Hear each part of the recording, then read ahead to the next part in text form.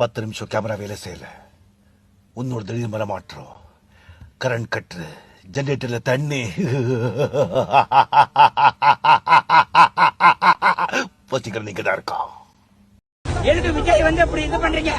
எதுக்கு விஜய் பேச கெடுக்கிறீங்க? அவன் என்ன பாவம் பண்ணா சொல்லுங்க.